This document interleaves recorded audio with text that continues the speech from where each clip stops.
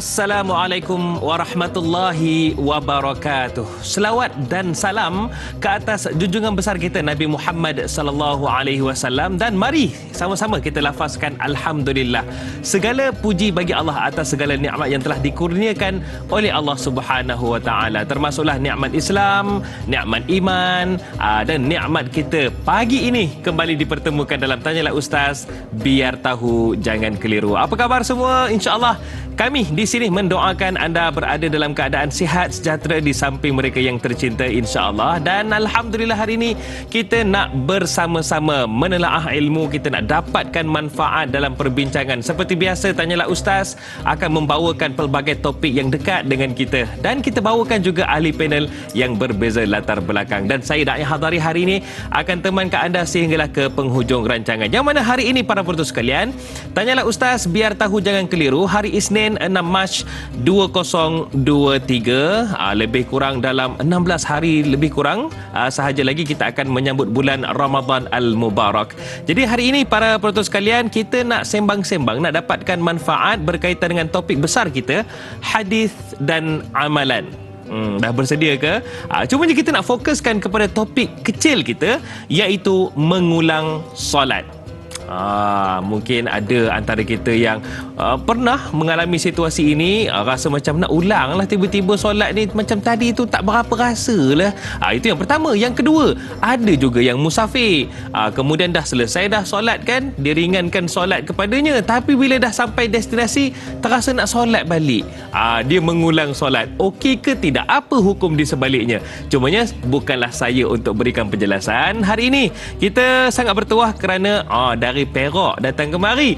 Kita bawakan kepada anda semua Al-Fadhil Ustaz Halim Din. Assalamualaikum Ustaz. Waalaikumsalam warahmatullahi wabarakatuh. Artinya apa khabar? Alhamdulillah. Alhamdulillah Ustaz. Ya. Alhamdulillah. Teman lama tak balik Perak. Ustaz daripada Perak datang sini? Ya, daripada Perak. Alhamdulillah.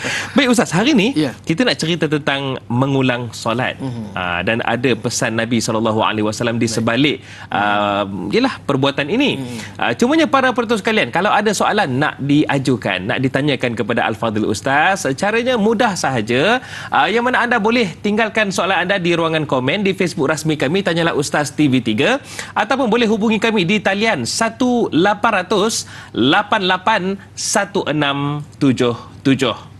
InsyaAllah kami di sini akan meraihkan soalan daripada anda semua. Baiklah Ustaz, dengan lafaz Bismillahirrahmanirrahim sebagai permulaan perbincangan kita pada pagi ini, bagaimana dikatakan solat ini sebagai imaduddin, tiang agama dalam hidup kita? Silakan. Baik, terima kasih pada Ustaz Da'i Hadari. Alhamdulillah. Bismillahirrahmanirrahim. Assalamualaikum warahmatullahi wabarakatuh. Alhamdulillah wa bihi nasta'in, wassalatu wassalamu ala Rasulillah wa ala alihi wa ashabihi ajma'in. Subhanaka la ilma lana illa ma 'allamtana innaka antal alimul hakim. Rabbi syrah li sadri wa yassir li amri wa hlul 'uqdatam min lisani yafqahu qawli, amma ba'd.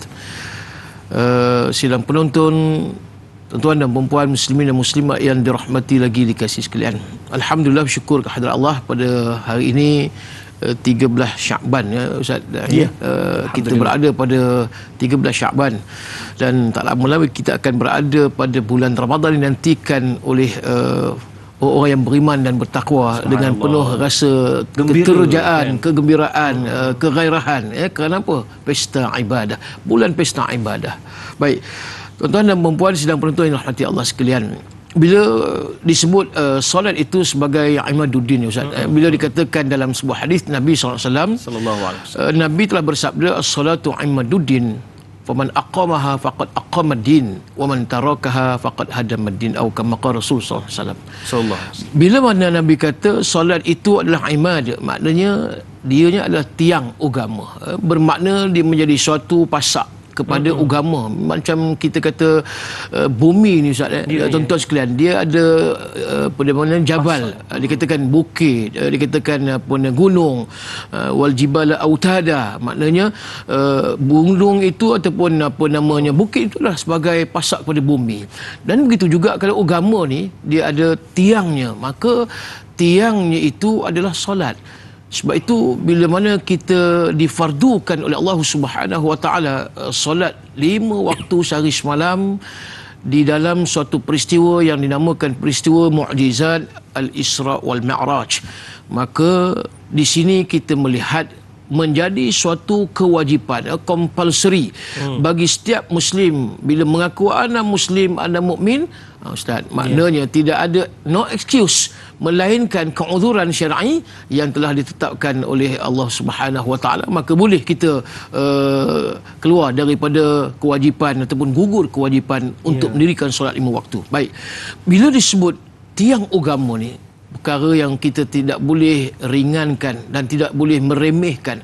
Sudah tentulah sembahyang ini menjadi suatu keadaan di mana ianya juga, kata Rasulullah, menjadi pembeza di antara orang-orang yang beriman dengan orang-orang yang kafir. Disebut di dalam hadis juga Rasulullah SAW menyebut bahawasanya bainal mu'min wal kafir tarakus salah. Orang yang beriman dengan orang yang kafir, beza mereka bila mana seseorang yang beriman itu, orang Islam itu meninggalkan solat. Kerana itu Ustaz, Nabi menyebut tadi, orang yang melaksanakan ibadah solat, maka mereka mendirikan agama. Tetapi kata Nabi, waman tarakaha faqad hadamaddin. Barang siapa yang meninggalkan solat, Allahu akbar, subuh hari ni Ustaz, bukan kata lupa, memang sengaja tak sembahyang. Dia tak ada perasaan yang kata takut dengan azab, dia tak ada rasa suatu kewajipan sebagai seorang Muslim. Bayangkan kalau inilah yang mengelilingi ataupun berada pada diri seseorang, nahnu ma'inda tahassus, dia ni menjadi manusia yang sudah tidak ada rasa, tidak ada perasaan. Dikatakan mati rasa dan mandul perasaan mereka terhadap Islam. Dengan bos dia takut. Ya, betul Ustaz. Dengan bos dia takut, dengan manusia ni masya-Allah. Tapi dengan Tuhan, dia tinggalkan solat, dia tidak ada rasa ketakutan yang dia akan diazab oleh Allah Subhanahu Wa Taala. Sebab itu solat ni bila mana kita melaksanakan, kita ingat dia ada satu yang pertama disebut sebagai adaan. Menunaikan solat pada waktunya adaan. Kemudian yang kedua, kalau kita meninggalkan solat, dalam mazhab Syafi'i, dalam kitab Fiqhul Manhaji menyatakan, begitu juga dalam kitab Fiqhul Islami wa Adillatuh, maka orang yang meninggalkan solat itu ke atasnya wajib qada. Orang yang meninggalkan solat itu wajib qada. Sama ada dia tinggalkan itu kenapa? Kerana sengaja ataupun tak sengaja. Dalam mazhab Syafi'i, wajib dia qada. Itu disebut qadaan, makna menggantikan. Baik, yang ketiga disebut sebagai i'adah. Maksud i'adah itu ialah kita mengulangi solat. Ini yang kita nak masuk topik, mengulangi solat. Jadi ada 3. Yang pertama adaan, kemudian qadaan, kemudian i'adah. Bila mana sembahyang kita tadi, sembahyang yang kita nak ialah semua orang sembahyang yang kita harapkan, hopefully solat yang diangkat oleh Allah, diterima oleh Allah Subhanahu Wa Taala, tuan-tuan. Suatu keadaan yang cukup seronok dan penuh kenikmatan kalaulah kita dapat solatnya, kita katakan 100% khusyuk, Ustaz, ya. Bagaimanapun Nabi pernah menyebut bahawasanya sembahyang itu ada 1/9, ada 1/3, ada 1/2. Maksud apanya?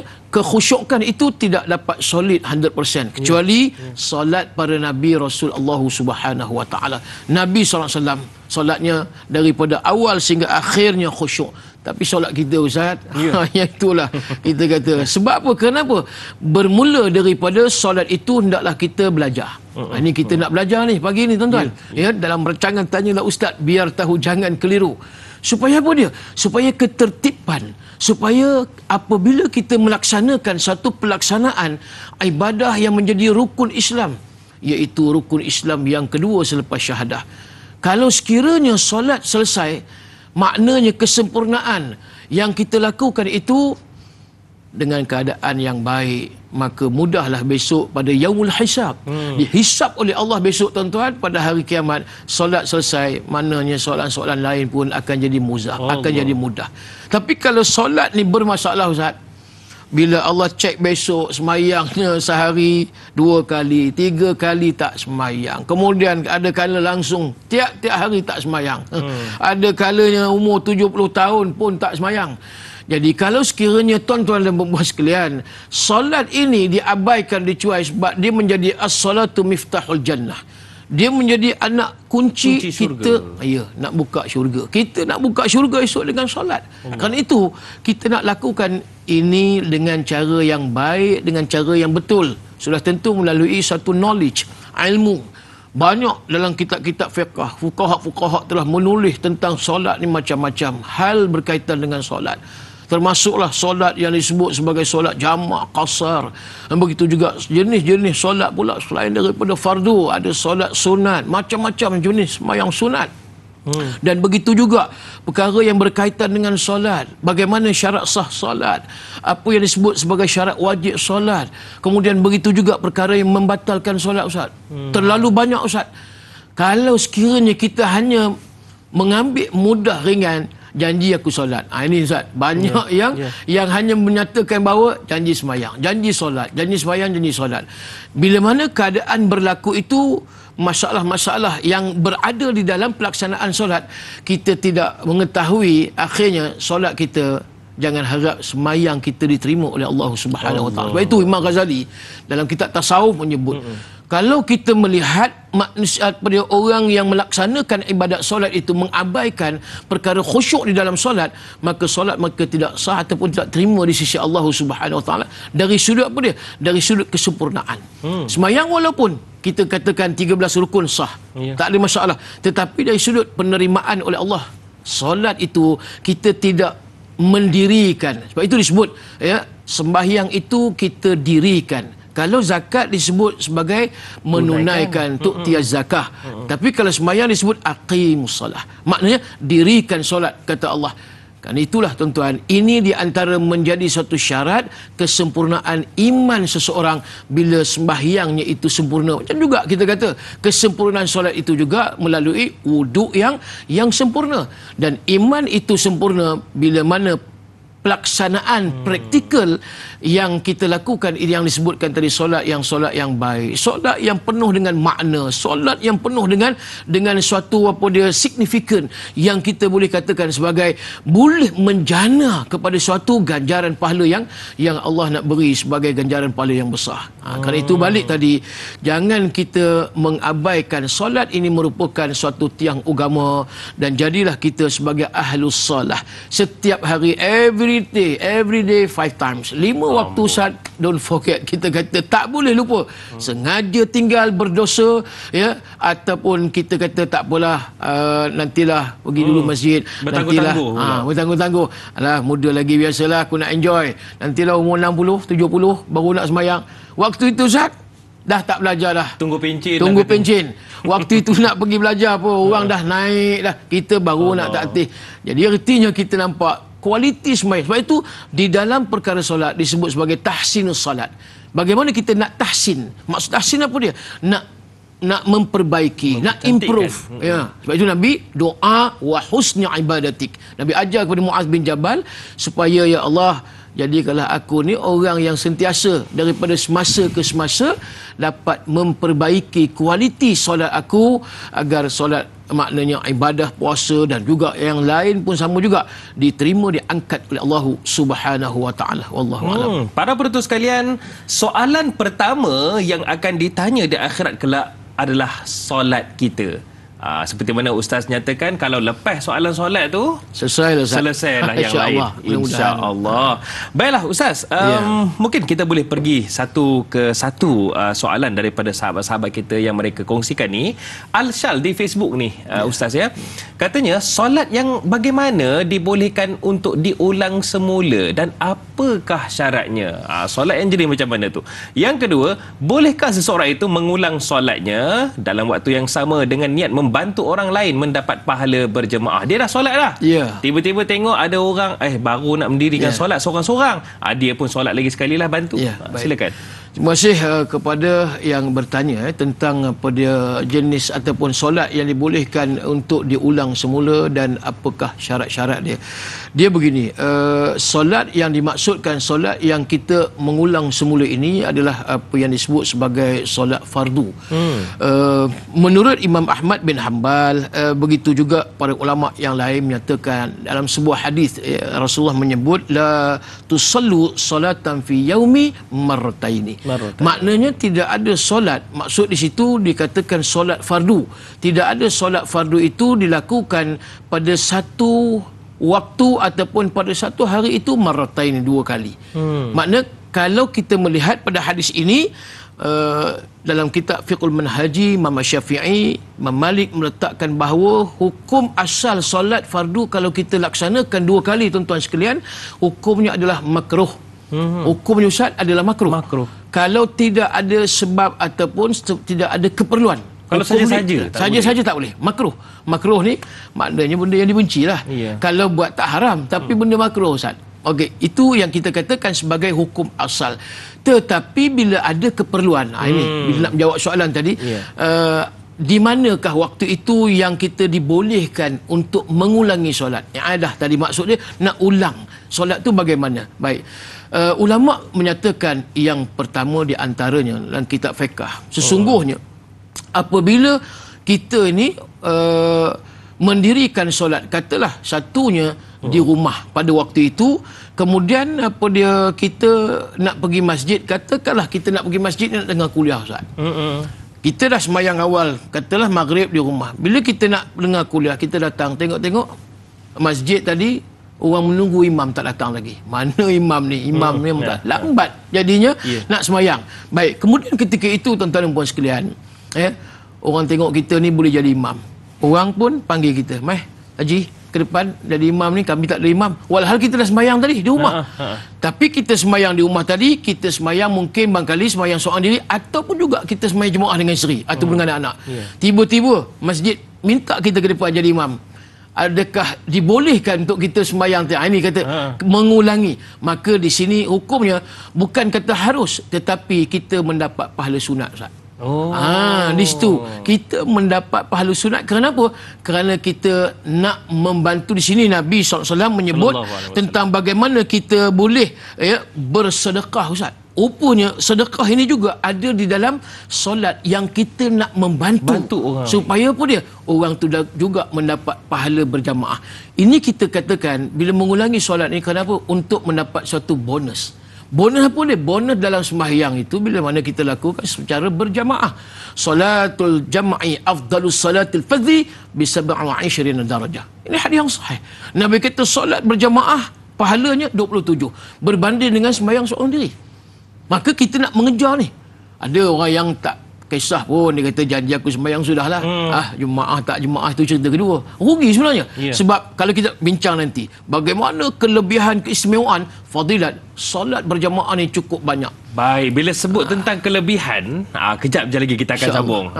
Para penonton dah kata kenapa potong Ustaz cakap. Sabar makcik. Kita rehat seketika, kembali selepas ini. Tanyalah Ustaz, biar tahu jangan keliru.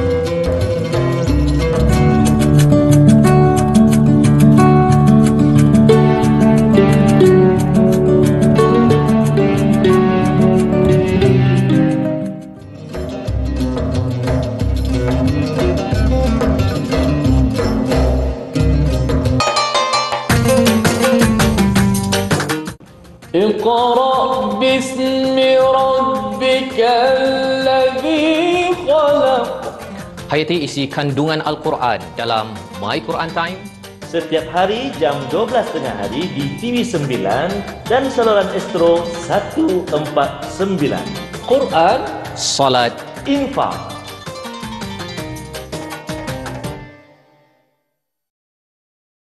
Elakkan jangkitan wabak COVID-19. Amalkan rutin kebersihan dengan teliti, terutama mencuci tangan dengan bahan disinfeksi. Amalkan menutup hidung dan mulut jika bersin dan batuk. Elakkan menghadiri perhimpunan atau tempat awam yang sesak. Jika simptom berikut muncul, dapatkan rawatan dengan segera. Maklumkan sejarah perjalanan anda kepada doktor yang merawat. #MPB Prihatin.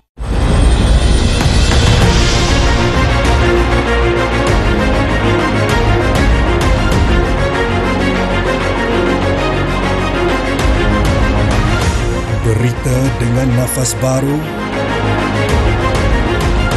lebih padat bersama informasi.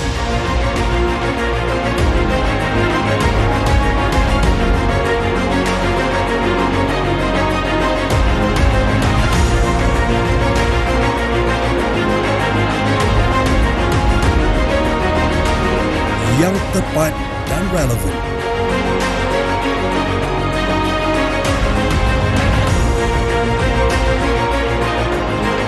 Untuk anda, kami sampaikan. Segalanya di Buletin TV 9.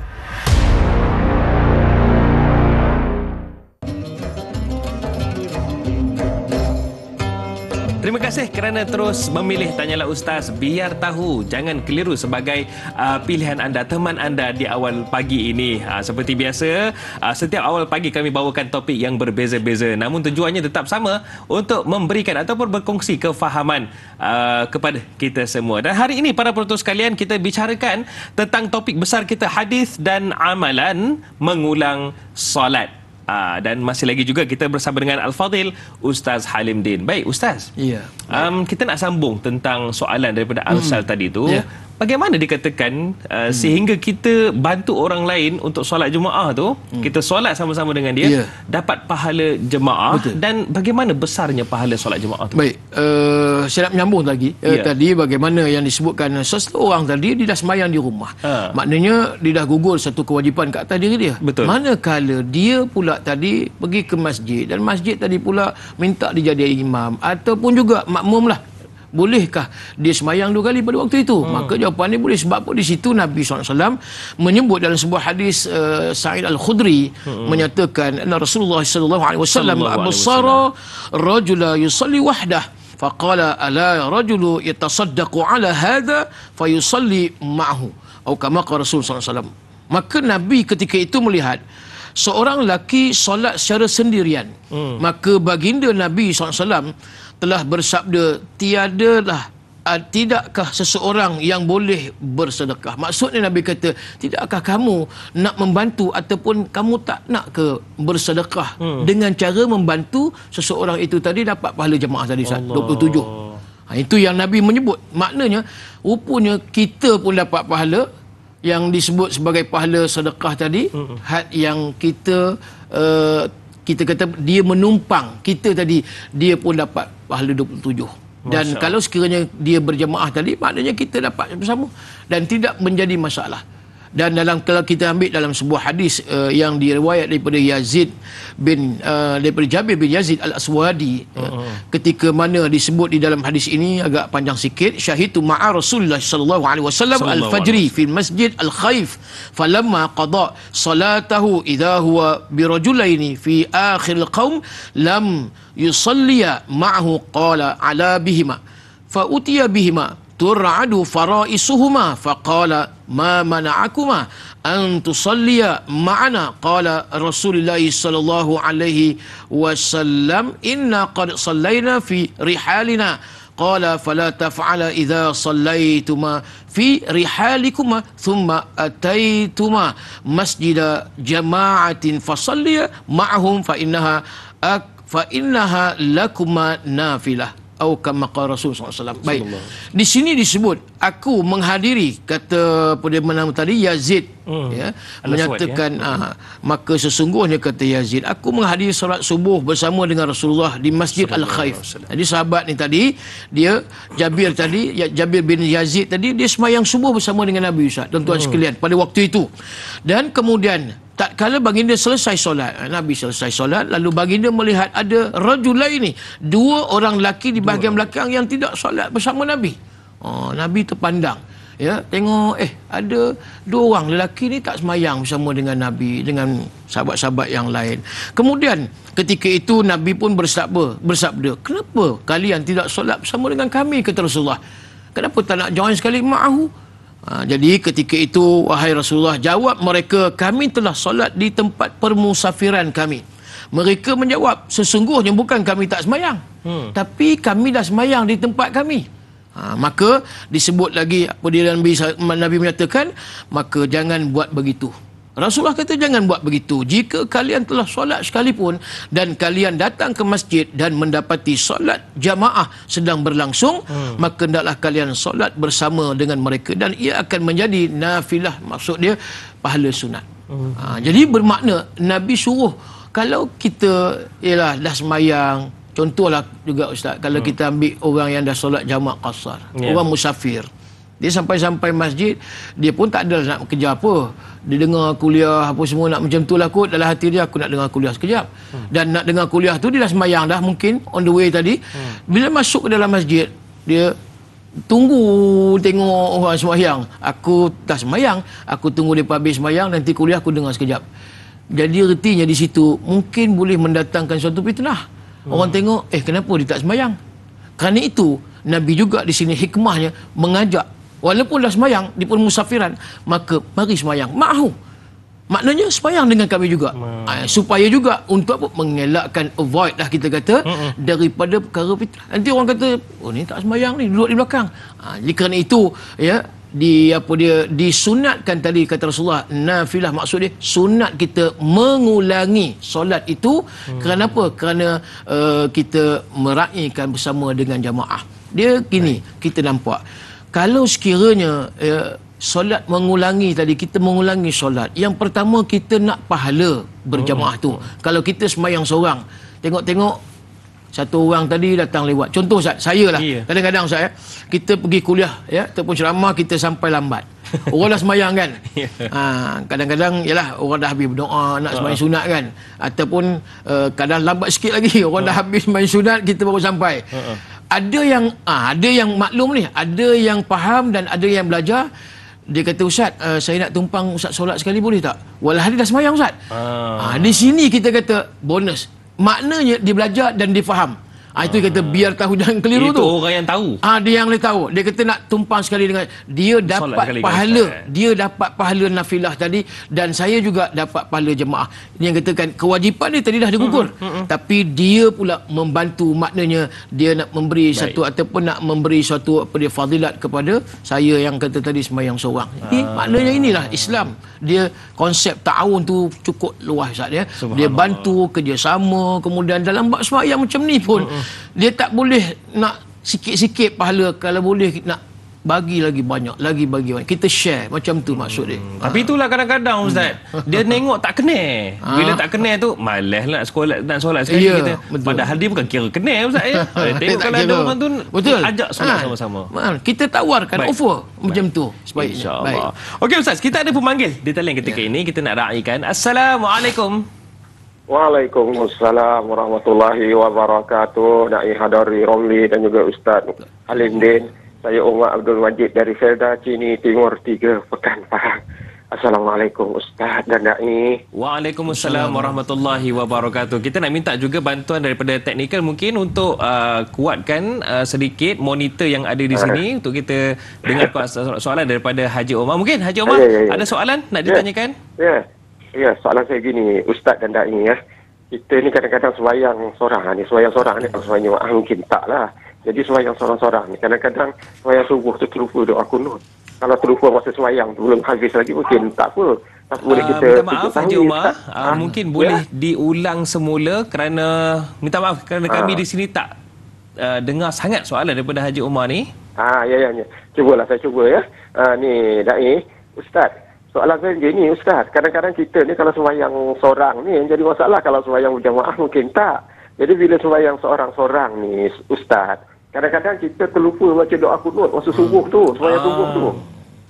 Jadi bila semayang subuh tu terlupa. Kalau terlupa dalam tengah semayang, masa semayang tu mungkin kita boleh sujud sahwi di sujud yang terakhir tu. Tapi dah terlupa masa bagi salam baru teringat, Allah aku tak baca doa kunut tadi.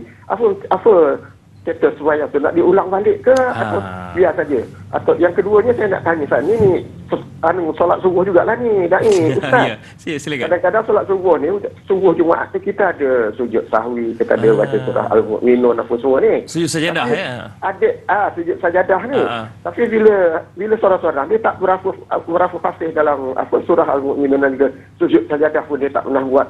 Tapi dia buat semasa macam biasa je Ustaz, tak macam solat subuh biasa je seumur hidup. Apakah ini dikira macam mana tu Ustaz? Walaupun ada setengah pendapat mengatakan itu hanya sunat saja. Macam mana sujud, macam mana doa kunut tadi tu. Itu soalan saya Ustaz dan Dai. Terima kasih banyak Ustaz dan Dai. Assalamualaikum. Waalaikumsalam warahmatullahi wabarakatuh. Saya kira ada dua soalan di situ. Yang pertama berkaitan dengan kunut. Kalau terlupa bagaimana nak kena ngulang solat semula ke? Itu yang pertama. Yang keduanya berkaitan dengan sujud sajadah. Ada orang tak ambil berat, sedangkan ia adalah perkara yang sangat diberatkan, iaitu Nabi tak pernah tinggal. Silakan Ustaz. Baik, kalau kita ambil tadi solat yang kita dirikan, tertinggal sesuatu yang disebut sebagai perkara yang sunat, sama ada sunat ab'an ataupun sunat hay'ah. Dan kalau ia perkara yang disebut sebagai perkara sunat yang kita tinggalkan, sama ada sengaja ataupun tidak. Contoh tadi kunut. Kunut ni kita kata sunat ab'an. Jadi kalau sekiranya kita tertinggal ataupun kita tak kunut, maka dalam kitab fiqh mazhab Syafi'i, maka hendaklah kita menggantikannya dengan sujud sahwi. Itu pun kata Imam Syafi'i, sujud sahwi itu adalah sesuatu yang disunatkan, bukan kata wajib. Kalau kita tidak sujud sahwi pun tidak membatalkan solat. Dan kalau kita ambil tadi kunut yang kita terlupa, tak baca pun tidak menjejaskan kesahihan ataupun sahnya solat. Maknanya sah, tidak masalah. Kecuali dia tertinggal rukun umpamanya, ya. Katalah dah habis bagi salam, Assalamualaikum warahmatullahi, Assalamualaikum warahmatullahi. Dia baru teringat, Allah, rakaat yang pertama tadi aku tertinggal Fatihah. Bila mana dia tertinggal Fatihah, dah habis sembahyang, maka itu rukun. Yang ini betul kita mengulangi solat yang ada tadi. Maksudnya niat. Tapi kita kena niat sembahyang tadi bukan lagi adaan. Dia jadi ada makna mengulangi. Saja aku sembahyang maghrib 3 rakaat, mengulangi kerana Allah. Kena ada niat qasad mengulangi tadi. Kalau dia tertinggal dia tertinggal bacaan Fatihah pada rakaat pertama, dan dia sebelum dia mengakhiri solat pada tahiyat akhir tu, dia boleh bangun untuk menghabiskan dia bacaan Fatihah dia, kemudian dia gantikan dengan sujud sahwi. Ataupun katalah dia tidak membaca surah Fatihah, dia baru teringat pada rakaat kedua, dan pada waktu itu dia perlu menambah satu lagi. Maksud rakaat yang pertama tu tidak dikira rakaat sebab dia tidak membaca Fatihah. Rakaat yang kedua tu dia jadikan itu sebagai rakaat yang pertama. Dan seterusnya. Jadi kena tambahlah sebab rakaat pertama tidak dikira kerana tidak membaca Fatihah. Walau bagaimanapun sembahyang tidak batal. Kenapa? Waktu itu dia masih mendirikan solat. Tapi kalau dah selepas daripada solat baru teringat, aku tadi tidak membaca tahiyat awal. Tahiyat awal sunat ab'ad, bukan rukun. Jadi kita terlupa, dan kita terlupa juga sujud sahwi. Adakah batal solat? Maka tidak batal. Maknanya sah. Adakah perlu mengulangi? Macam Encik Omar Majid tadi menyebut, maka tidak perlu mengulangi. Kalau sekiranya yang dia tidak laksanakan itu hanya perkara sunat saja. Tapi kalau dia meninggalkan perkara yang perkara rukun tadi, maka yang tu kita kena mengulangi. Ataupun dalam satu keadaan bagaimana kita semayang dah habis bagi salam, Assalamualaikum, tiba-tiba nampak dekat bahagian tangan ke ataupun bahagian tangan wuduk ni, anggota wuduk ni macam ada cat ataupun sesuatu yang menghalang wuduk. Maknanya wuduk dia tak sempurna. Jadi perlu tak dia mengulangi sembahyang itu? Maka di sininya bukan sunat, wajib dia mengulangi. Kenapa? Sembahyang tadi tidak sah kerana apa? Wuduknya air tak rata ke bahagian anggota wuduk. Dia kena ambil ulang balik wuduk, kemudian dia kena sembahyang balik. Tapi banyak cerita Ustaz sebenarnya. Kalau nak cerita orang yang mengulangi, ada orang yang penyakit was-was. Orang bertanya juga, macam mana ni saya ni penyakit was-was. Jadi saya ni membatalkan sembahyang, lepas tu saya sembahyang lagi. Adakah itu disebut sebagai sembahyang mengulangi? Itu kita nak bincang sekarang ke ataupun macam mana Ustaz? Boleh kejap je lagi Ustaz, boleh ya. Kita nak baik. tanya tentang was-was kejap je lagi. Baik. Cumanya Kak Yat ni, orang rawang kita nak tanya soalan ni. Assalamualaikum. Waalaikumsalam, Dai Hadari. Apa khabar Kak Yat? Alhamdulillah, Dai dan Ustaz sihat ya? Alhamdulillah. Silakan Kak Yat dengan soalan. Terima kasih Dai. Ini soalan Kak Yat ni pun berkaitan dengan Kak Yat pun aktif sukan macam Dai juga. Jadi Kak Yat nak tanya Ustaz, terkadang kita dalam beraktiviti Ustaz, kita terleka sikit waktu solat asar, kita kadang dah sampai waktu makruh Ustaz. Walaupun kita tahu solat kita tu sah, adakah kita perlu mengulangi sebagai qada Ustaz? Dan lagi satu soalan Kak Yat, kadang Kak Yat dalam musafir Ustaz, Kak Yat nak kejar waktu jamak takhir tu, Kak Yat bila masuk masjid terlupa solat tahiyatul masjid. Adakah Kak Yat boleh solat selepas tu Ustaz? Sebab kita bimbang juga orang kata fitnah lepas asar buat solat apa lagi 2 rakaat kan. Itu saja soalan Kak Yat Ustaz. Terima kasih Ustaz. Assalamualaikum. Waalaikumsalam warahmatullahi wabarakatuh. Ada 2 soalan yang diajukan, cumanya jawapannya kejap aja lagi. Boleh Ustaz? Jadi kalau nak tahu jawapannya nantikan selepas ini, tanyalah Ustaz. Biar tahu, jangan keliru.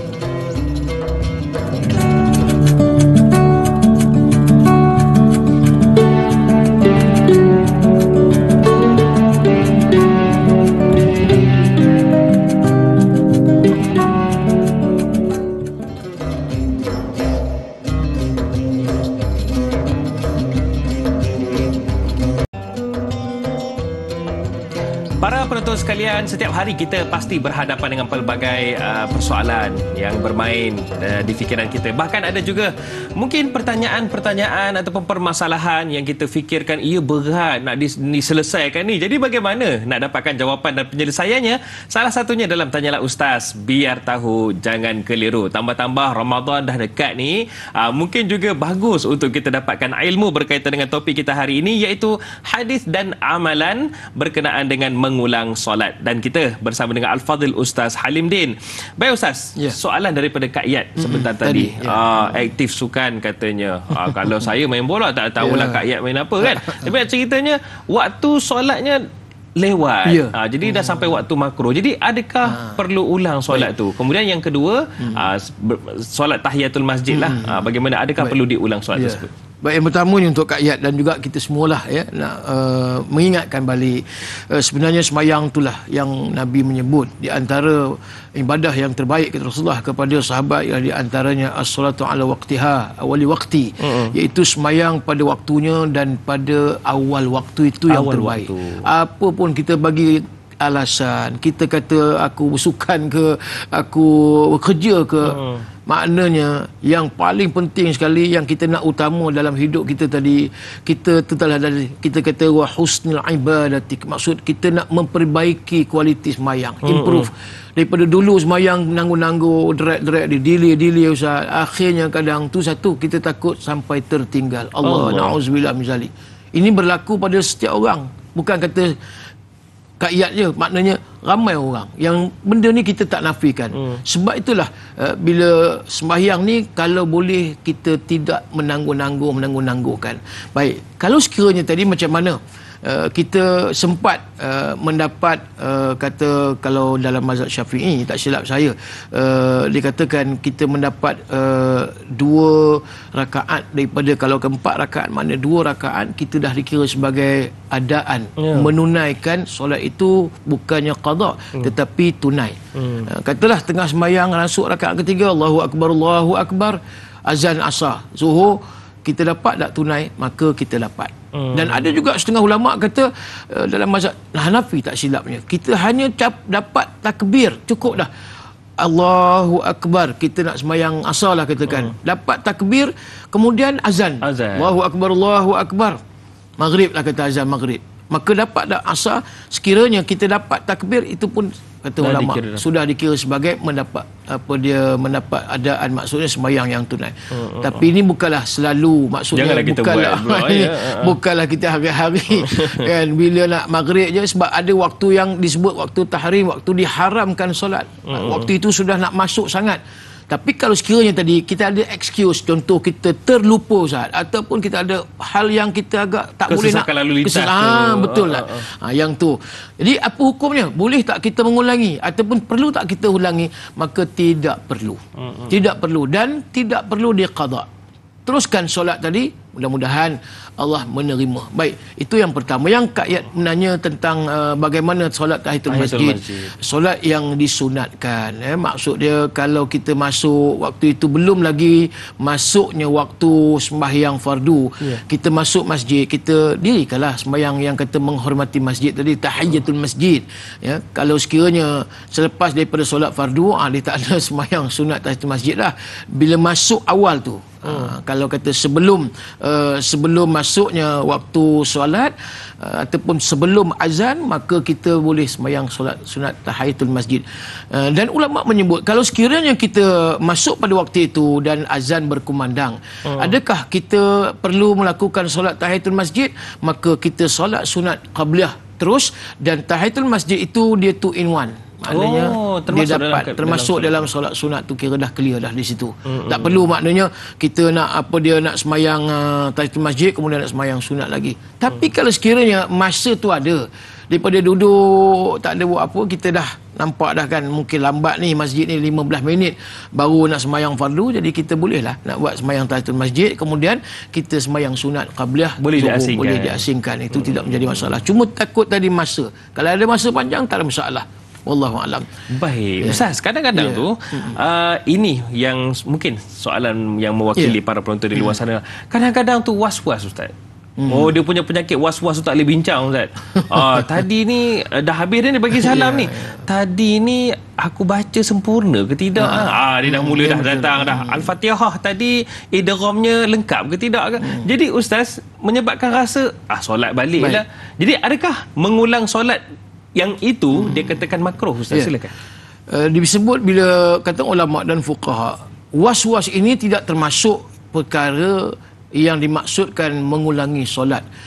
Kalau sekiranya dia tengah semayang, dia tengah semayang dan dia jadi was-was dia punya niat, Ustaz. Kadang-kadang kita dimainkan, ialah iblis dan syaitan. Maklumlah, salli fardu zuhri 4 rakaatin ada anillahi ta'ala. Kita dah cantik dah niat tu. Cuma tak ada makmuman. Dia mula datang. Sedangkan dah masuk rakaat ketiga.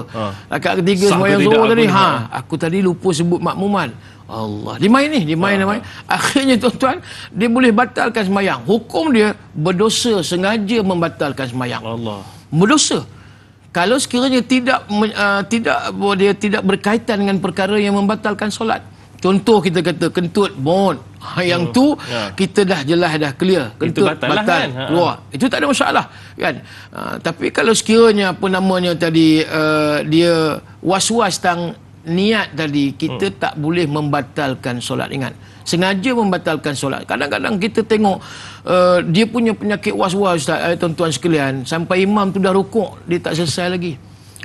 Tak selesai usolli lagi.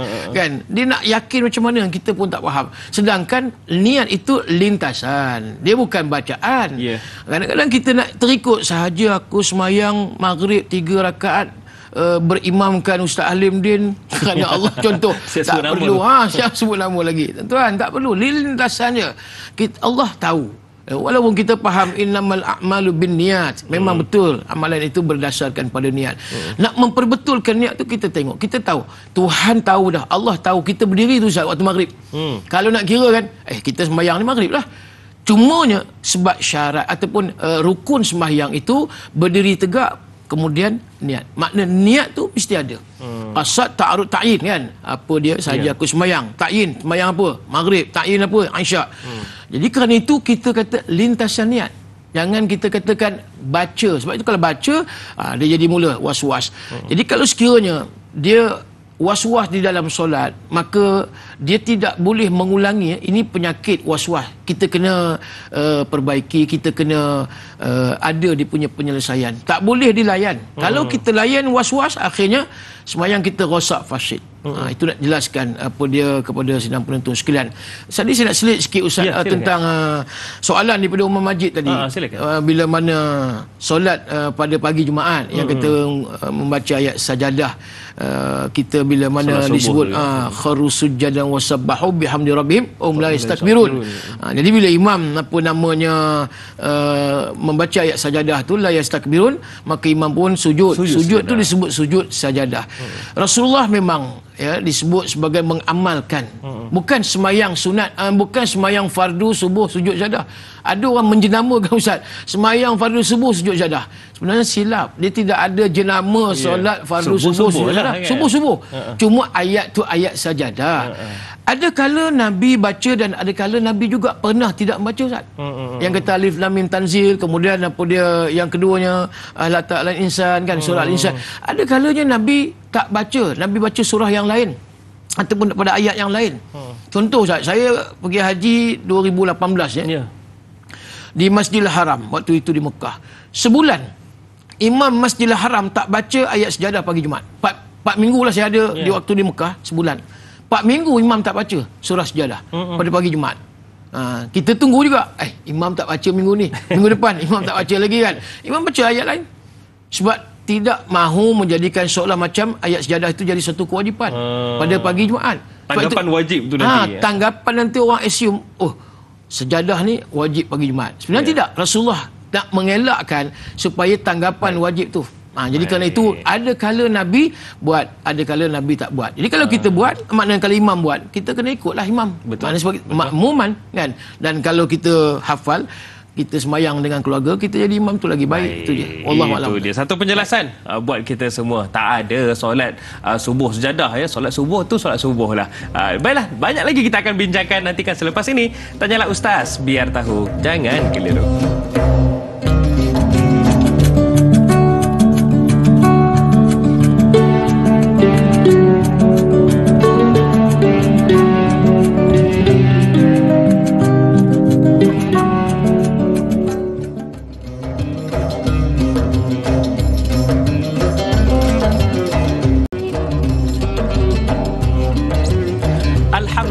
Alhamdulillah. Dari utara ke selatan, timur ke barat, semuanya memilih dan menonton Tanyalah Ustaz, biar tahu, jangan keliru. Kalaulah tak ada sokongan dan juga tontonan daripada anda semua, takkan mungkin kami teguh berdiri di sini untuk berkongsi manfaat dengan anda semua. Dan hari ini para betul sekalian, kami bawakan topik untuk kita bincangkan bersama, hadis dan amalan mengulang solat bersama dengan Al-Fadhil Ustaz Halimdin. Baik Ustaz, sebelum kita nak raikan soalan yang lain, ada juga sahabat-sahabat kita yang bertanyakan soalan kalau terlelap lah macam mana tu Ustaz kan, kena ulang ke solat. Tapi tak apa, kejap je lagi. Cumanya mungkin soalan ini juga mewakili para penonton di luar sana. Katalah makmum tak berkenan pula dengan tu imam, bacanya lorat Kedah. Tabat yada abi lahabi wa tab, katanya dah macam orang Kedah pula loratnya sedangkan kita ni nak Arab kan. Jadi dia mufarakah. Adakah perlu mengulang solatnya semula?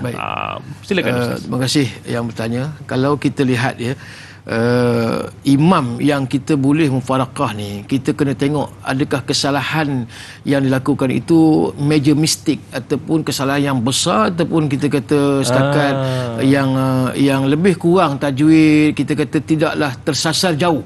Baik. Kalau sekiranya itu, kita tidak boleh mufarakah dengan imam, kecuali kalau imam tu tersalah sangatlah, salah besar. Contoh Jiratal laji nangam-ngam. Itu contoh Ustaz.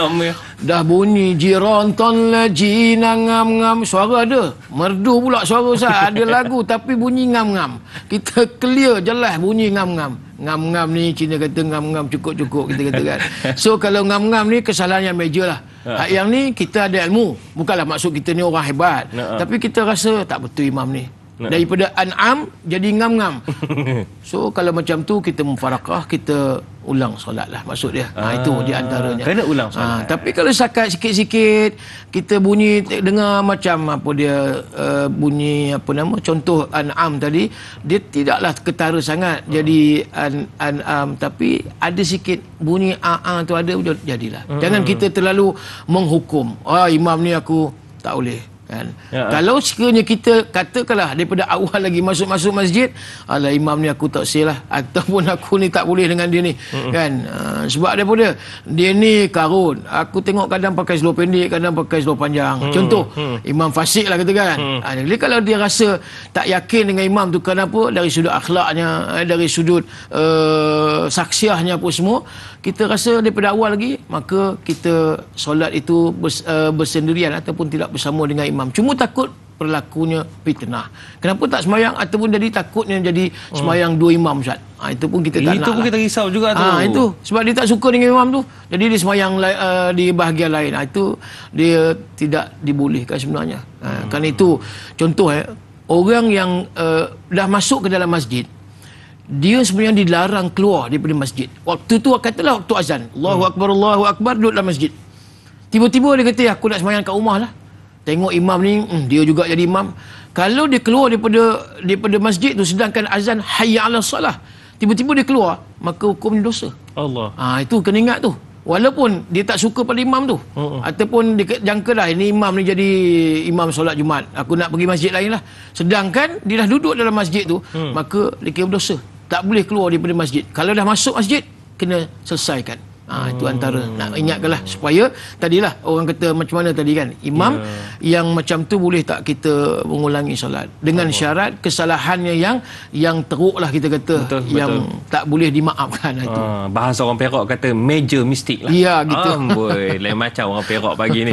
Baik Ustaz, Casey di Facebook bertanyakan soalan, katanya, Ustaz, apakah kita boleh mengulang solat kita kerana kurang yakin dengan solat pertama dan terasa seakan bacaan kita tak betul? Ini tadi bacaan orang, ini bacaan kita tak betul masa solat yang pertama. Boleh ke Ustaz?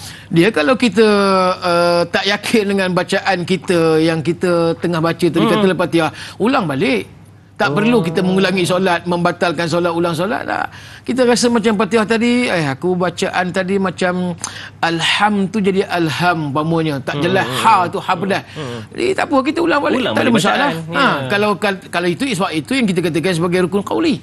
Yang kita kata tak yakin tu mesti pada rukun qauli lah. Kalau setakat rukun, kalau setakat perkara yang sunat, zikir kita subhana rabbiyal a'la wa bihamdihi, itu macam tak clear bacaan, itu tak ada masalah sebab dia bacaan sunat. Yang Fatihah tu sebab dia rukun. Ataupun takbiratul ihram kan, Allahu Akbar, tadi kita macam tersebut Allahu Akbar, dia tak sebut akbar. Yang tu macam mana? Kita nak ni takbiratul ihram, Allahu Akbar, Allah tersilap akbar. Dan kalau akbar tadi kita tahulah hak tu tak clear, akbar. Yang tu kita ulang balik. Tapi kalau saja-saja tadi saya katakan tadi, kita dah Allahu Akbar, kita dah baca Fatihah, dia bermain dengan niat tadi, belum apa dia makmuman ke ataupun adaan ke tadi aku dah sebut ke belum, tiba-tiba dia turun balik tangan, tu yang kata tak boleh dan berdosa dia. Kalau itu bukan maksud mengulangi, itu tadi dia ada penyakit was-was. Tapi kalau sekiranya tengah semayang dia teringat Ustaz ada kes tuan-tuan, bila tengah semayang sedap baca Fatihah dah rakaat pertama, tiba-tiba rakaat ketiga dia teringat, Allah, aku tadi junub, tak mandi junub umpama dengan apa dia bersama dengan isteri aku, dia lupa nak mandi junub, baca tu dia kena batalkan solat dia mandi junub, selesaikan dulu. Yang tu kita kata mengulangi. Ataupun baru teringat rakaat pertama, aku dah angkat takbir ni, aku tak berwuduk lah tadi, aku buang air, tiba-tiba aku tak wuduk, aku semayang terus. Banyak boleh lupa itu. Yang tu kena batalkan solat, yang tu betul kita mengulangi. Baik, kena ulang solat. Kena ulang. Baik, itu dia. Sekarang ni kita ada pemanggil di talian kita ini Ustaz. Assalamualaikum. Waalaikumsalam warahmatullahi wabarakatuh. Puan Siti Rohani ya? Saya Siti Rohani dari Banting. Silakan. Assalamualaikum Ustaz dan Da'i. Waalaikumsalam warahmatullahi. Saya ingin bertanya tentang solat yang 4 rakaat lah. Zuhur ke asar ke. Kita rasa lupa macam tak baca tahiyat awal lah. Jadi bila dah salam tu teringat tahiyat awal tak buat, sujud tarawih tak buat. Adakah kita boleh ulang lagi? Sah tak solat tu yang tidak tahiyat awal? Baik. Dan soalan kedua saya, ini tentang solat duha lah. Saya kadang-kadang ada terlambat. Kita buat solat duha tu pada pukul 12.30 tengah hari sebelum zuhur lah. Adakah sah solat duha kita itu Ustaz? Itu aja soalan saya Ustaz. Terima kasih. Assalamualaikum warahmatullahi wabarakatuh. Waalaikumsalam warahmatullahi wabarakatuh. Siti Rohani dari Banting. Terlupa tahiyat awal. Adakah perlu ulang solat tu? Yang kedua, terlambat solat duha. Masuk tengah hari dah 12 lebih. Adakah boleh solat sunat duha tu? Silakan. Baik, terima kasih pada Kak Siti Rohani yang nanya tadi. Yang pertama tentang sunat apa dia tahiyat awal. Tahiyat awal ni dia bukan rukun. Dia adalah sunat abad. Maknanya perkara sunat, dia bukan suatu yang wajib. Walau bagaimanapun kalau sekiranya dia tidak ataupun dia terlupa nak melaksanakan tahiyat awal tadi, maka dia disunatkan sujud sahwi. Dan kalau sekiranya tadi dia pun terlupa juga nak sujud sahwi, bermakna sembahyang itu sah. Kenapa itu sunat? Jadi sunat tidak membatalkan, kalau kita tinggal tidak membatalkan solat. Jadi kita kena faham yang mana satu yang wajib, rukun 13 rukun dalam solat, rukun qauli, rukun fi'li, rukun qalbi, kemudian mana yang sunat. Dan itu kita perlu, orang kata apa, dia mengulang kaji, kadang perlu kita menyemak balik, rivah balik. Kadang-kadang semayang macam tu pun yalah, banyak persoalan Ustaz, macam-macam persoalan. Walaupun kita nampak mudah hari-hari kita buat, betul, tapi persoalan begitu kan. Jadi saya ulang balik, bermakna tidak perlu kita membatalkan solat sekiranya tertinggal kita punya bacaan tahiyat awal. Tapi kalau bacaan tahiyat akhir tu dia tertinggal, dah habis bagi salam, Assalamualaikum, Assalamualaikum, dia terlupa nak tahiyat berselawat. Dia baca zat at-tahiyatul mubarakatuh salawatut thayyibatulillah, tapi dia terlupa nak bagi ataupun nak berselawat ke atas Nabi kan. Yang selawat ke atas Nabi Allah Ibrahim tu sunat. Yang rukun qauli tu antara selawat Allahumma sholli ala Muhammad tu dia tertinggal. Dia terus bagi Assalamualaikum warahmatullahi, Assalamualaikum warahmatullahi, baru teringat selepas selesai solat, maka wajib dia mengulangi. Itu bukan lagi sunat, dia dah jadi wajib mengulangi solat. Kena ulang balik lah. Bukan qada sebab dia masih lagi dalam waktu. Takut nanti Ustaz qada ke? Tak, bukan qada. Tadi orang keliru, confuse.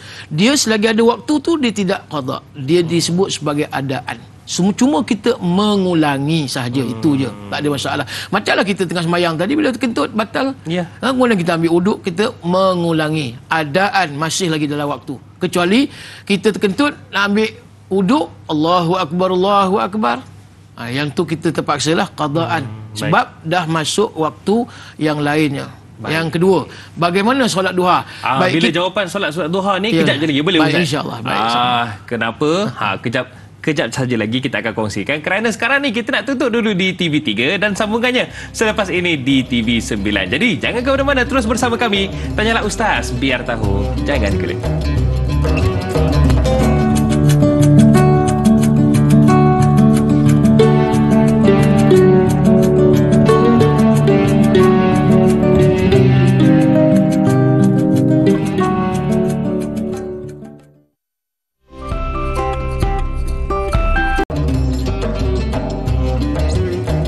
Segala yang terbaik kami sajikan buat anda semua, terutamanya dalam saluran Raudah.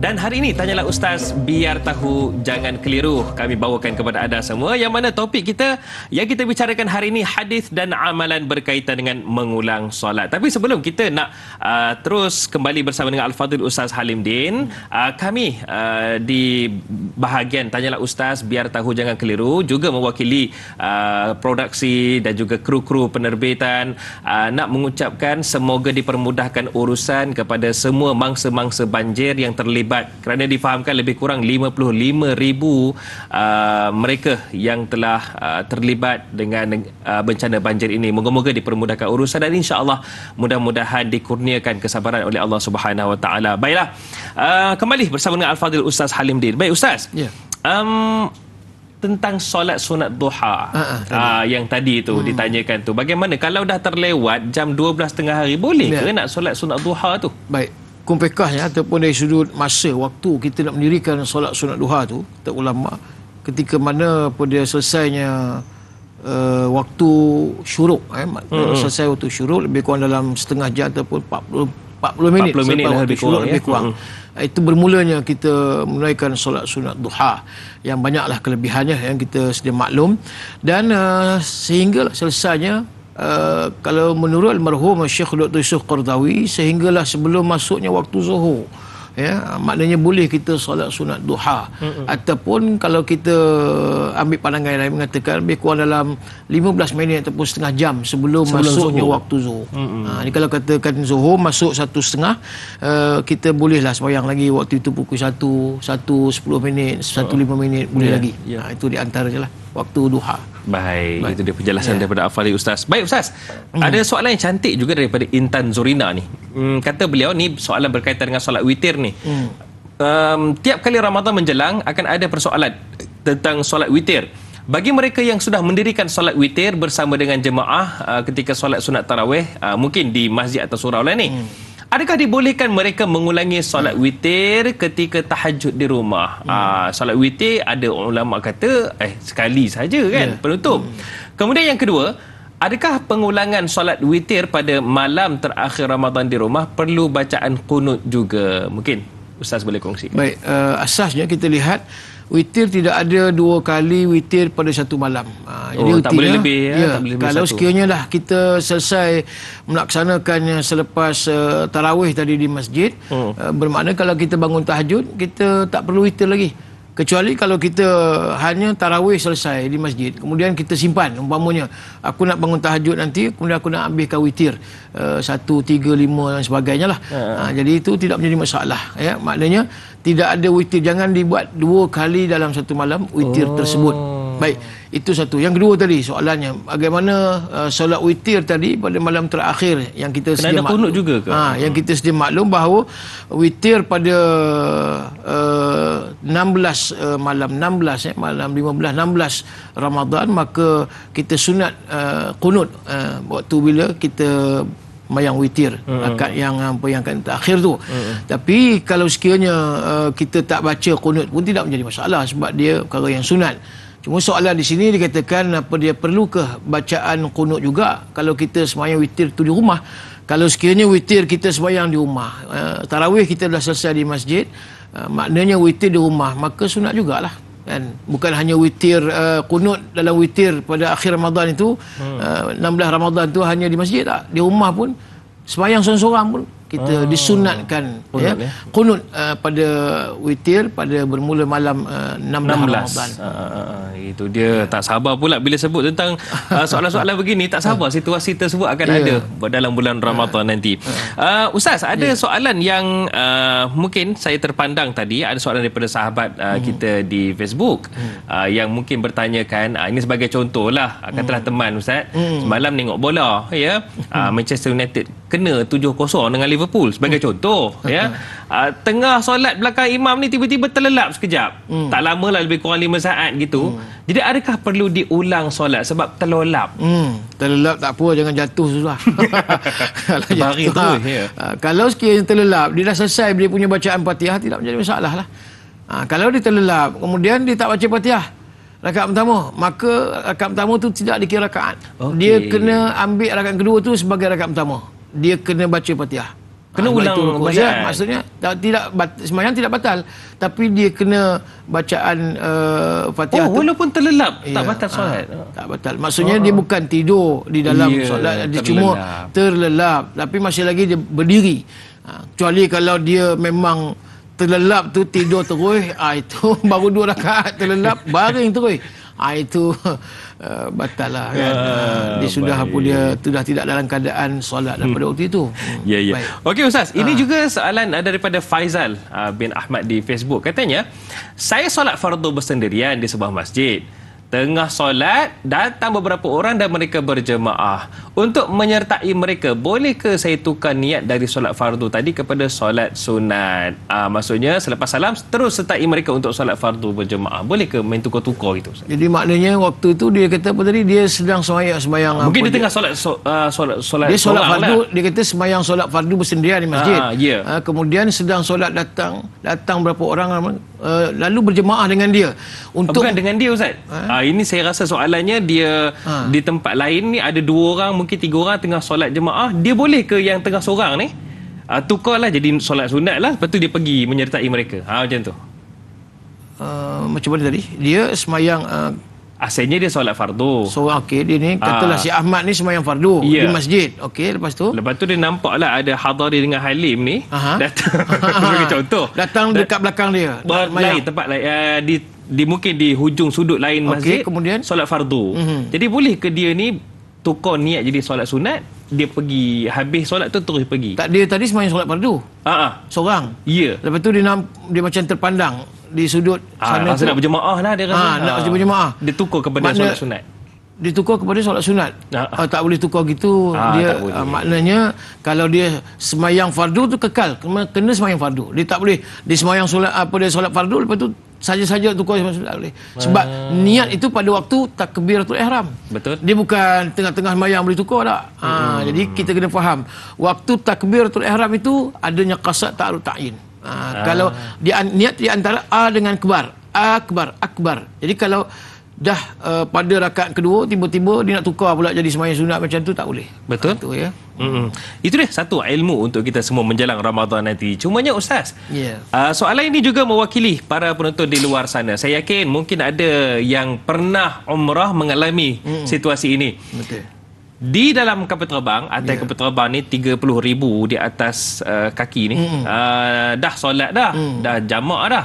Tiba-tiba dah touchdown Ustaz di Riyadh sebagai contoh. Tiba-tiba rasa nak solat balik lah. Adakah boleh diulang solat hanya kerana kita rasa macam boleh ke diterima ke solat atas kapal terbang tadi? Silakan. Baik, kita sifatkan sembahyang waktu di atas dalam kapal terbang ni sebagai solat kita kata apa, menghormati waktu. Kita ada solat menghormati waktu ni, maknanya dia dalam keadaan tidak sempurna, mungkin tidak ada air untuk berwuduk, kemudian dia keterbatasan tempat ataupun kedudukan tu untuk ruang untuk solat tu tidak ada. Jadi artinya solat hormat waktu ni waktu wasuklah.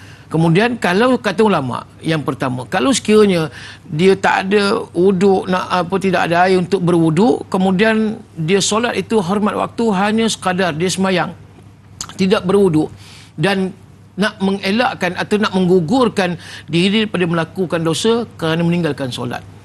Jadi dia sembahyang juga dalam keadaan tidak berwuduk. Kata ulama, kalau sekiranya touchdown tadi Ustaz, dia sampai sahaja di airport, waktu itu masih lagi ada waktu solat yang dia sembahyang tadi, solat umat waktu, katalah ambil waktu zuhur. Jadi dia turun tu ada lagi waktu solat, dia boleh jamak qasar lah contoh. Maka perlu dia mengulangi. Betul. Dia perlu dia mengulangi balik sembahyang sebab tadi tidak ada wuduk ataupun dalam keadaan tidak ada air nak ambil wuduk tak ada. Maka dia sampai di airport, dia kena cari air ataupun dia pergi tandas, dia ambil wuduk, dia kena ulang balik. Baik, yang kedua kata ulama, kalau sekiranya dalam kapal terbang tadi dia berwuduk siap, dia ada wuduk ataupun adalah cara dia spray dan sebagainya, dia boleh berwuduk pada waktu itu, cuma dia duduk atas kursi sembahyang, maka perlu tak dia mengulangi dia solat dia? Maka tidak perlu mengulangi. Kerana apa? Waktu itu dikira sebagai solatnya sah, dia wuduknya sudah ada dan sembahyang itu dikira sebagai sembahyang yang sempurna. Yang sebab dia ada wuduk. Cuma tadi yang tidak berwuduk langsung, dia tak ada wuduk langsung tapi nak sembahyang juga. Air tak ada dan sebagainya. Itu sebagai menghormati waktu. Sebab menghormati waktu. Macam juga Ustaz, katalah contoh kita dalam jalan jam. Dalam kereta, kita boleh je sembahyang tapi dengan cara dalam kereta tu lah. Maknanya kita pegang steering ke ataupun dalam keadaan dia jalan jam, kita kena cepat sikit lah bagaimana nak sembahyang dalam kereta. Untuk apa dia? Sebagai menghormati waktu. Wuduk tak ada ni. Kita pun tak jangka kan apa dia jalan jam teruk sangat kan, unpredictable kan. Kita orang putih Ustaz gitu. Orang Perak memang gitu. Yang tak dijangka. Jadi bila mana dalam keadaan Allah jam teruk aku tak sembahyang asar lagi. Kalau aku tak sembahyang ni pasti di rumah ni maghrib sampai. Maknanya aku dosa. Jadi dia sembahyang tu hormat waktu. Dia dalam keadaan tak ada wuduk, kemudian dalam keadaan dia tak sempurna kiblat apa benda, maka dia sembahyang saja hormat waktu tadi. Lalu bila mana dia sampai rumah dah maghrib, sembahyang asar tadi dalam kereta tadi, maka hendaklah dia mengqada. Ini bukan mengulang Ustaz dia kena qada sebab dah habis waktu asar. Tapi kalau sekiranya dia sembahyang tadi dalam hormat waktu, tiba-tiba alhamdulillah sampai di rumah pukul 7, maghrib 7.20, ada lagi lebih kurang 20 minit, maka dia mengulangi. Ini mengulangi sembahyang sebab tadi sembahyang hormat waktu saja dalam keadaan yang tidak sempurna dalam kereta tadi. Itu dia. Itu situasi dalam kereta dan juga tadi di atas kapal terbang lah ya. Jadi kepada abang-abang yang main bola tu, tak ada alasan lah. Janganlah pula kata bagi alasan pula hormat waktu ya. Pergilah ke surau, solat dulu, barulah nak sepak bola ke apa ke ya. Baik Ustaz, kita akan sambung lagi perbincangan kita. Jadi jangan ke mana-mana, banyak lagi kita akan bincangkan. Tanyalah Ustaz, biar tahu jangan keliru.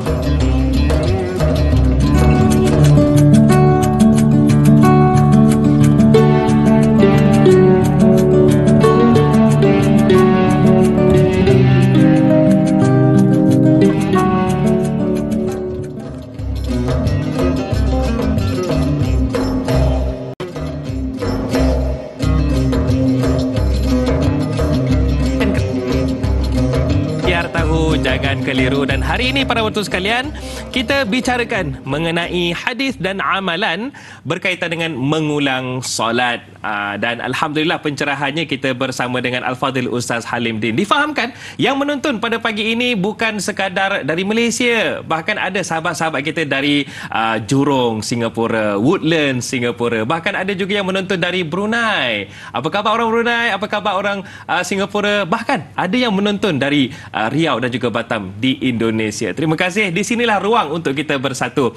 Baiklah Ustaz, hari ini kita bicarakan tentang mengulang solat ni. Saya nak tanyakan satu soalan, mungkin juga mewakili para penonton di luar sana. Ini solat berkaitan dengan solat jenazah. Baik. Selepas kita selesai solat sunat, solat jenazah, jadi katakanlah tiba-tiba dah habis ni, ada pula yang kedua, kumpulan kedua untuk solat jenazah yang sama. Adakah kita boleh masuk juga dengan kumpulan yang kedua tu? Untuk makluman tuan-tuan dan puan-puan sidang penonton yang dirahmati Allah sekalian, solat jenazah ni dia tidak ada dua kali. Macam juga tadi sembahyang fardu tidak ada dua kali pada satu hari ataupun pada satu waktu tadi. Jadi solat jenazah pun tidak ada mengulangi. Maksudnya dia dah sembahyang sekali tadi di rumah, katakanlah, kemudian jenazah bawa pula ke masjid. Jadi dia kata aku nak sembahyang juga jenazah di masjid. Maka dia bukan tak boleh, maksudnya dia sembahyang tu tidak mendapat pahala sunat. Dia tidak ada pahala sunat. Dia artinya solat jenazah yang pertama itu sahaja dikira. Itu sahaja. Yang kedua dia tidak disunatkan. Maknanya tidak ada apa-apalah. Kalau nak sembahyang, sembahyang saja jelah. Kan itu saja dia punya kaedah dia. Baik, baik, itu dia. Okey, bagaimana pula Ustaz dengan katakanlah kalau seorang ketua keluarga dia dah solat di masjid ataupun surau. Balik rumah tanya orang rumah dengan anak tak solat lagi. Jadi dia ajak pula anak dengan isteri. Ulang solat di rumah dengan niat tujuannya untuk mengajak yang berjemaah dan kedua mendidik. Ya, betul. Itu di antara yang disebut tadilah, bermakna mengulangi solat di rumah tadi. Bila tanya isteri dia, anak-anak kan, ni semua ni dah sembahyang ke belum? Jadi dia berkata nak sembahyang dah ni. Jadi maknanya belum sembahyang lagi lah. Jadi sebaiknya si ayah tadi offer diri dia untuk menjadi imam kepada anak dan juga isteri tadi. Ini disebutkan tadi, mengulangi solat tadi, nak memberi satu sedekah kepada apa dia anak dan juga isteri tadi di rumah dengan pahala berjamaah. Itu antaranya. Dia membantu. Solat yang pertama di masjid tadi, dia telah menggugurkan kewajipan dia. Yang kedua tadi, memberi fadilat kepada anak isteri tadi, keluarga dia, untuk mendapat apa dia, kelebihan solat berjamaah. Saya teringat Ustaz Ubay bin Ka'ab, bila mana dia menceritakan ada orang di Madinah ni sampai dia berjalan kaki jauh untuk semata-mata solat berjamaah ke masjid. Bayangkan jauh Ustaz, tapi itulah tak ada miss dia sembahyang berjamaah sampai dia menceritakan pada isteri dia, kalau ginilah kita macam kena sediakan satu bel fire dekat dia. Contohlah gitulah. Bukanlah bel fire maknanya keldai ke apa kan, binatang, supaya apa dia, kita mudahkan dia untuk solat berjemaah. Apa katanya? Maka kata sahabat ni, dia kata tak apalah, aku lebih rela untuk berjalan kaki. Kenapa? Setiap langkah aku berjalan kaki, maka setiap langkah itu adalah pahala. Dan selangkah lagi, dan apa dia, gugurnya dosa. Selangkah lagi mengangkat darjat aku. Itu di antara hebat. Dia tak nak naik kenderaan tu, dia berjalan kaki kerana semata nak mengejar fadilat berjamaah fil masjid. InsyaAllah hebat Ustaz. Allahu Akbar. Ya. Itulah kadang kita ni saya lah bahas dengan diri saya. Ustaz. Rasa macam berkira je nak berjalan kaki padahal para sahabat menunjukkan satu contoh yang sangat hebat. Ada lagi sahabat cerita kepada Rasul, ya Rasulullah, aku ni buta dan kemudian aku ni keuzuran, aku ni kira macam mana? Boleh excuse ke tak pergi masjid? Kan? Nabi kata tidak. Kamu walaupun buta sekalipun, maka tidak gugur kamu punya kelebihan kamu untuk berjamaah di masjid. Dia orang buta pun disuruh berjamaah. Kita yang celik, Ustaz. Cuba renung-renungkan tuan-tuan. Ya, petang lagi kita nak sampai dah bulan Ramadan yang tak lama lagi ni. Sebagai exercise, bulan Syakban ni, ya, kita warming up supaya nak encourage kita, motivasi kita untuk berebut pahala pesta ibadah di bulan Ramadan nanti, insya-Allah. Betul. Okey, ada soalan dari Ram Deseru di Facebook ni, Ustaz. Beliau bagi situasi lah, katanya bagaimana kaedah sebenarnya mengulang solat dan bilakah waktu dan masa yang dibenarkan dalam mengulang solat? Katanya, apakah hukum bagi orang yang solat di rumah? Apabila laungan azan kedengaran, beliau terus solat tanpa menunggu habisnya azan tu.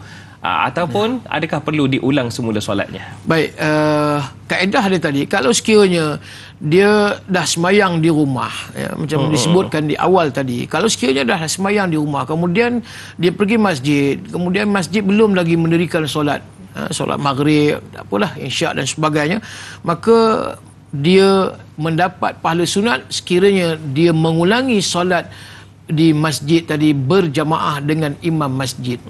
Maknanya itu kaedah dia, ya, walaupun dia dah semayang, tapi sebabkan di masjid tadi belum mendirikan lagi solat, maka dia tumpang ataupun dia solat sekali lagi tidak menjadi masalah, bahkan menjadi nafilah tadilah, ya, mendapat pahala sunat bagi dia.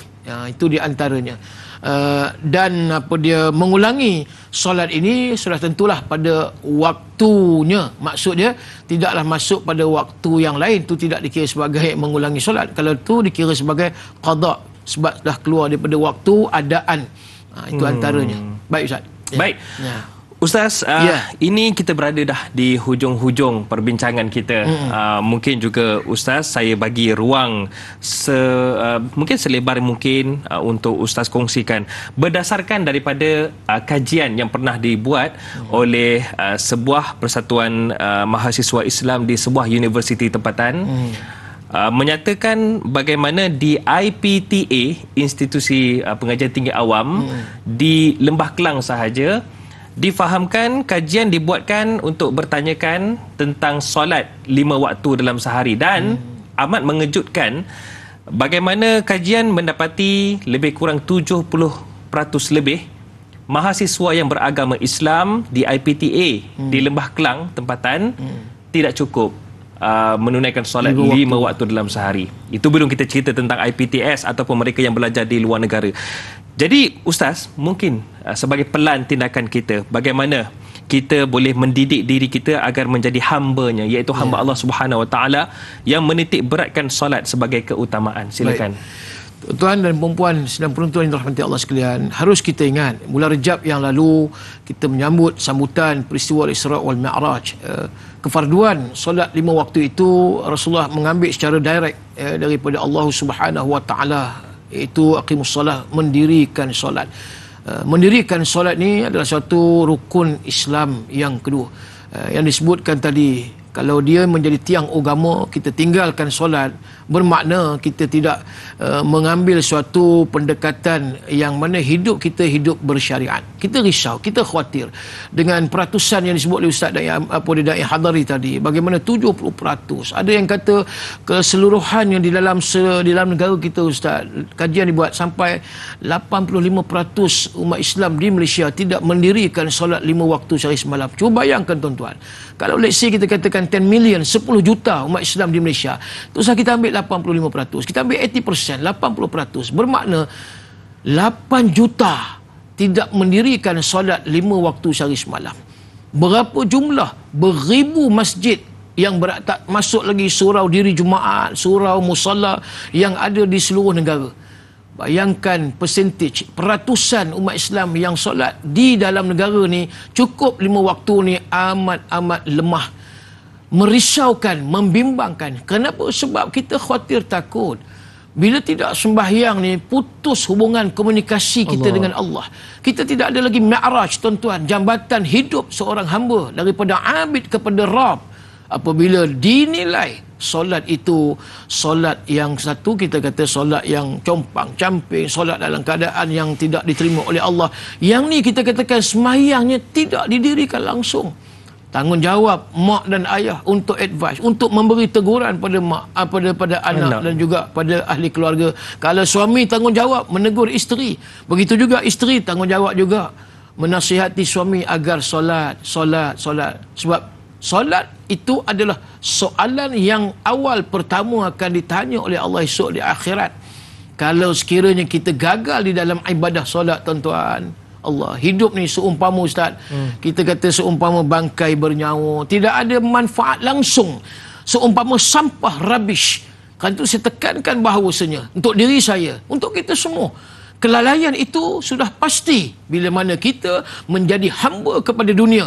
Tetapi kalau sekiranya kita menghambakan diri kepada Allah Subhanahu wa taala, maka Allah menjelaskan kepada kita, wal akhiratu khairun wa abqa. Kenapa kamu tak ambil akhirat? Sedangkan akhirat tu khairun, yang terbaik, yang lebih baik. Dan yang keduanya wa abqa, iaitu kekal abadi. Di situlah kamu akan duduk. Mana kalau sekiranya manusia itu, insan itu dalam keadaan tidak mendirikan solat, hanya mereka bal tu'sirunal hayatad dunya. Mereka itu hanya mengejar kehidupan mereka untuk duniawi semata-mata. Kegagalan kita mentadbir, menguruskan diri kita di dunia, maka itulah simbol lambang gambaran kita di akhirat juga. Kita akan gagal, bahkan kita akan diazab, Ustaz, dicampak, dihumban masuk ke dalam api neraka, berada di kawah neraka yang cukup panas, menggelegak. Kenapa? Suatu perkara yang menjadi pokok di dalam Islam tadi, mereka tidak mengambil suatu pandangan yang berat dan mereka melalaikan, meringankan. Saya menyatakan bahawa bukan untuk orang lain. Saya ada anak, ya, Hadari pun ada anak, kita semua ada tanggungjawab. Dan masyarakat, begitu juga pemimpin-pemimpin perlu menitik beratkan soal solat. InsyaAllah, kalau sekiranya inilah yang kita uruskan, hidup di dunia dengan solat, dan apatah lagi ditambah dengan solat berjamaah, sunnah Nabi ini kita kekalkan, dan mudahan kitalah calon kandidat yang Allah pilih untuk masuk ke dalam syurga Allah Subhanahu wa taala, yang dipilih oleh Allah Subhanahu wa taala dari kalangan manusia yang ramai. Wallahu a'lam. Baiklah, untuk memurnikan program kita pada pagi ini, doa ringkas daripada Al-Fadhil Ustaz. Silakan Ustaz. A'udzubillahi minasyaitonirrajim. Bismillahirrahmanirrahim. Alhamdulillahirabbil alamin. Wassalatu wassalamu ala rasulillah wa ala alihi wa sahbihi ajma'in. Amin. Allahumma faqihna fid din wa alimna ta'wil wa hdina siratakal mustaqim. Allahumma inna nas'aluka ilman nafi'an wa amalan mutaqabbalan wa rizqan wasi'an wa shifaan min kulli da'. Rabbana hab lana min azwajina wa dhurriyyatina qurrata a'yun waj'alna lil muttaqina imama. Rabbi Allahumma Rabbana atina fid dunya hasanah fil akhirati hasanatan wa qina adzaban nar. Wa sallallahu ala sayyidina Muhammadin wa ala alihi wa sahbihi wa baraka wa sallam. Alhamdulillahirabbil alamin. Amin ya rabbil alamin. Terima kasih kepada Al-Fadhil Ustaz Halim Din kerana sudi bersama dengan kami. Katanya lepas ni balik ke Perak, Ustaz, ya. Semoga dipermudahkan urusan dan selamat di perjalanan, insya-Allah. Baiklah, para penonton sekalian, esok anda akan bersama dengan Dai Luqman ataupun Cak. Yang mana beliau akan bersama dengan yang berbahagia Profesor Madya Datuk Dr. Muhammad Izhar Arif. Mereka akan bincangkan tentang fiqh berkaitan dengan syubhah. Satu ilmu juga untuk kita semua. Nantikan esok. Baiklah, para penonton sekalian, jangan kita sangka Allah perlukan solat kita. Tidak. Tak perlu pun. Akan tetapi kita yang perlukan solat kita untuk selamatkan kita. Innas solata tanha 'anil fahsya'i wal munkar. Saya Dai Hadari mohon permisi undur diri. Assalamualaikum warahmatullahi wabarakatuh.